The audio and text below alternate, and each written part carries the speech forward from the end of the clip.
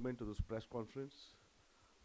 We have with us filmmaker Amos Gitai, and we have his producer Lawrence Trisho. And we, as all of you know, there is Amos Gitai retrospective that started yesterday, and we'll first take some opening remarks from both of them, and then the floor is open for questions. Over to you, Amos. Yeah. Your film, the last film which you made, this is the last day of Rabin. And what's the objective behind the making of this film?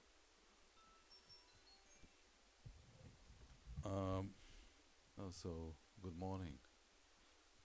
Good morning, European time, Now, I'm very happy to be here in Goa, and I've been traveling quite a lot in India.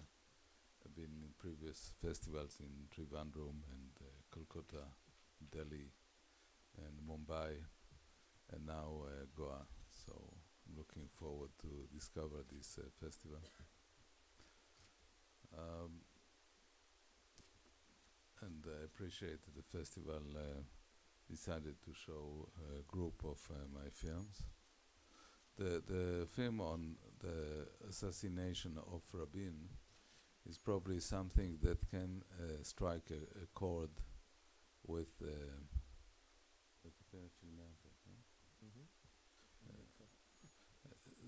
can strike a chord with India, because it is also a country which knew assassination of leaders, and a great impact that these acts of violence have on the contemporary history of the country, And so I would say that I did this film about the assassination of Rabin, not just as a filmmaker, but as a citizen of Israel who is concerned about the direction that is being taken after a killing of a leader 20 years ago.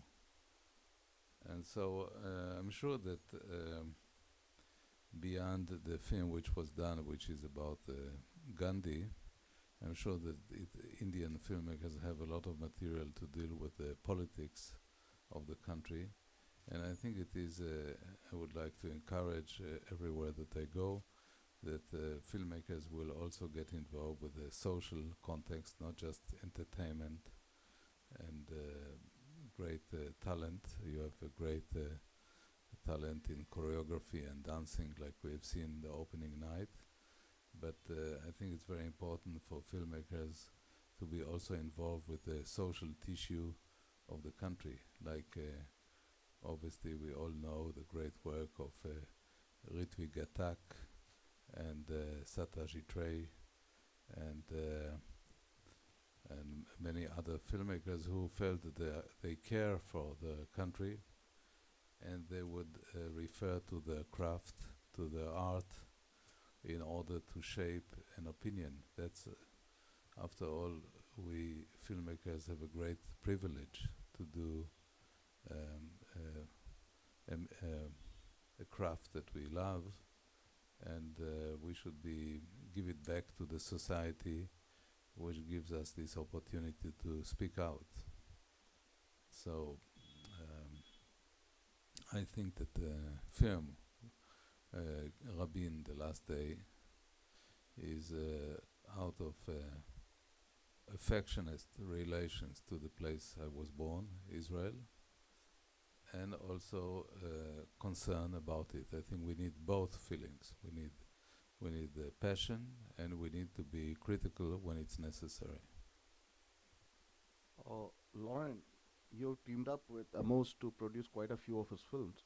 Would you like to say a few words about Rabin, The Last Day? Yeah, I just start with Amos some days ago, and 25 years more, because we start in 88. So it's a long way together. And I think this film is very important because, first of all, it's about one man who was very, very important in Israel, because he tried to reach the peace, So it's important, and the fact that they killed him mean that the peace stopped for a long time, since now it's not any more peace over there. So I think it's very important to, for this film especially, to show how it works, over there. So it's why I did it with Amos. The floor is open for questions. Yeah, please. Can you two things? First, we'll have you speaking into the mic because we're actually live streaming this press conference. So if you talk on the mic, it will be heard on the live streaming. Just please give her a mic, one of you, and introduce yourself. Hi, can you hear me? Yeah. Yeah. Yeah, I'm Paramita Ghosh from Hindustan Times, Delhi. The question that I wanted to ask you is that the films that have been chosen in the retrospective, I mean, were, I mean, they chosen because you feel that they were your best films, or that you feel that they sort of approximate the evolution of the ordinary Israelis' relationship with the state, with each other, and with the different communities that reside in Israel, with all their agreements and disagreements. The selection of the 10 films in the retrospective was done by the festival, not by me. So um, they didn't ask my advice, and I said, okay, you make the selection. Originally I'm an architect. I'm not. I never studied cinema. I never went to a film school. And last year I went with a great Iranian filmmaker, Abbas Kiarostami, and we did a conference together in São Paulo. And people asked me, Amos, what is your advice in a film school? So I said, go and learn architecture.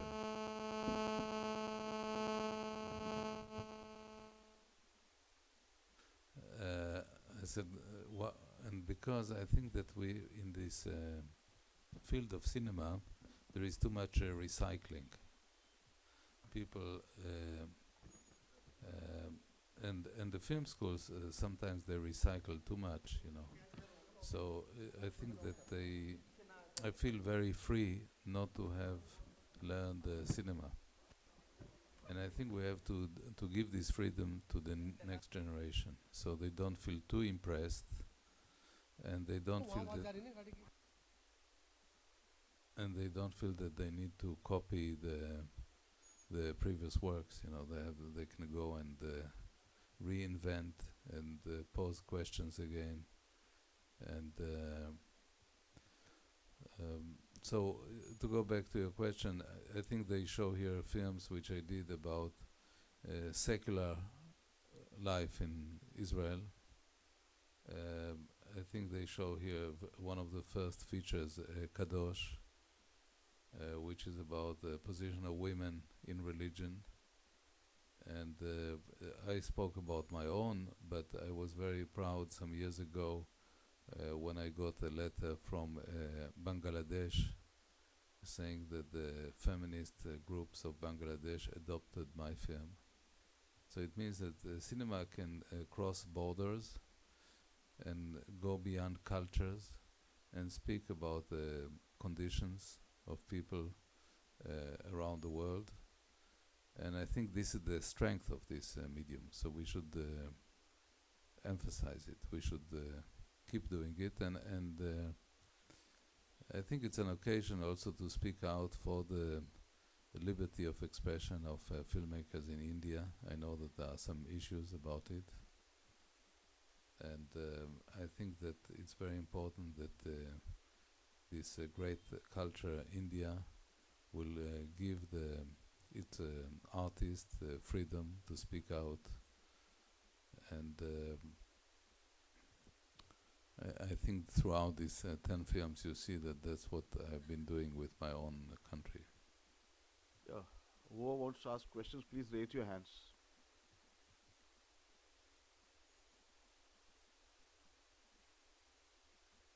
Are we done?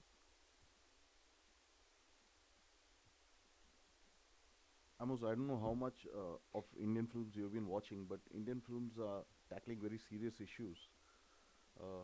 Any comments on that? I mean, I'm really not an expert. A friend of mine, Paul Willeman, who worked with the British Film Institute, once did an encyclopedia of Indian cinema. So he taught me quite a lot. You know what we see outside India in the world is a lot of film which are focused on entertainment, which is obviously legitimate, you know. So no, and I know that there was recently some issue about liberty of expression in India. So I think it's important to stress that it is important to keep freedom and to allow people to express themselves. And I think the best homage that the artist can do to his own culture, like I said before, because he loves his country, he will also say the truth when it's need to be said, you know. So I would underline the necessity to keep freedom. Okay, I'd like to ask both of you, are you enjoying IFFI? What have you seen here? And how are you finding the weather? I mean, the weather is okay, and it's better than the rain, you know, in Europe. And we have been just a couple of days, you know. Lauren? No, it looked like a fantastic area. Been able to watch any films here? We will not have time, unfortunately. Yeah. Please raise your hands. Okay, yeah, sure.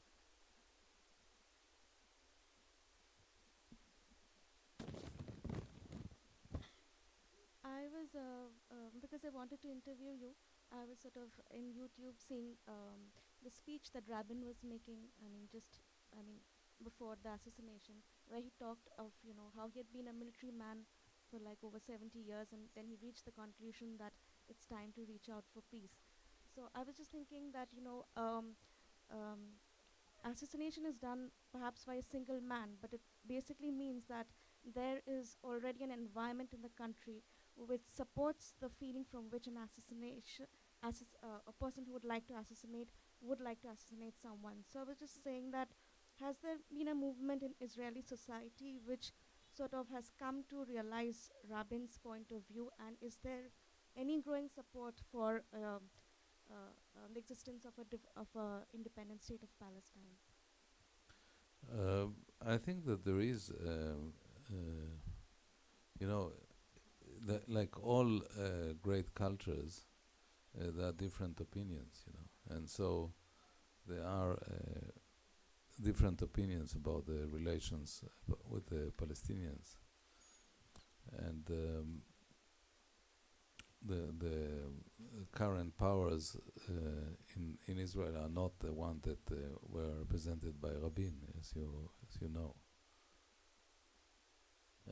Unfortunately, looking at the Middle East, you know, the level of violence is such that it doesn't encourage the currents which are for peace and reconciliation, you know. So the most stable coalitions of the Middle East are to continue the conflict, you know. And they exist in all the sides, you know. Even when Rabin was killed, he was killed by a guy, Israeli right-wing guy, but this was encouraged by a big campaign of terrorism by Palestinian extremists in the urban centers of Israel.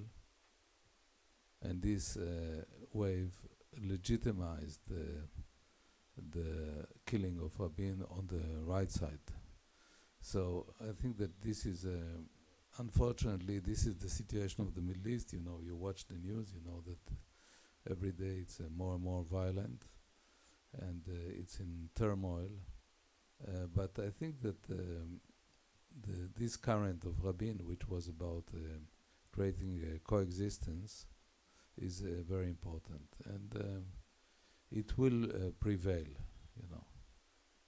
I'm sure it will prevail because there is no other solution. The question is how much time and how many victims before, you know.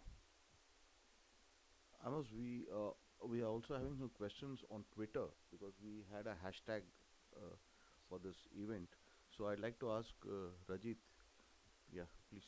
Good afternoon, sir. The question is not directly addressed to you, but you can have your views on it.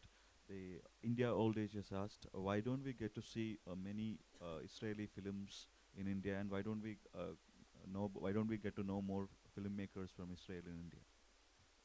No, this is more a question to the festival, but I think that in general, the importance of film festivals in general is to divert from the commercial circuit and to expose works which otherwise don't get shown in it's not just the case of India but anywhere in the world. So that's why you have so many film festivals all over the world. They become a kind of an alternative distribution system, which is important because otherwise you are only facing with the commercial products which are being pushed very aggressively by commercial networks, and you don't have a chance, people don't have a chance to see other works. So I think that film festivals are important.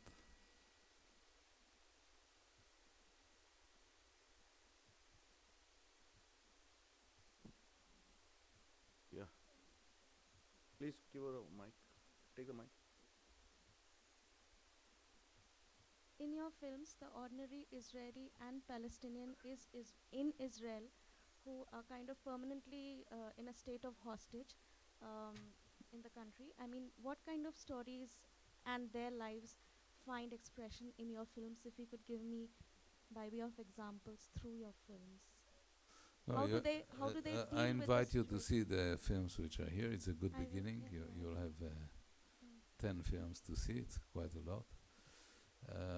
I cannot summarize the film. For me, the important thing is to not to make a portrayal, a realistic portrayal about people, because people are contradictory. You know, there is no. I'm against the idea of perfection. There is no perfection neither on this side or the other side. So you have to understand their humanity, and that's the role of cinema. When cinema is trying to be too simplistic and so on, it doesn't serve this cause. And I was born in a city in the north of Israel, Haifa, and it is the city that there was always good relations between the two communities, the Jewish and the Arab community of Haifa. And I think this is a kind of a model of good relations and friendship and day-to-day relationship. Day-to-day is the most important because the political declaration of politicians, we should be a bit cautious about it. But when you have a real tissue of, seeing somebody and talking to them, let's say, if you do a medical checkup in the hospital of Haifa, you will definitely have Arab doctors treating you. So it's in all the levels of the society. And I think that this by the daily life is a statement about friendship and coexistence, And I think it's true about the different centers, So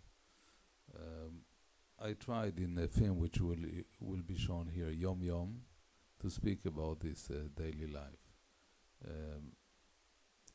So the situation is not, the problem of the Israeli-Palestinian conflict is that it is very portrayed by the media.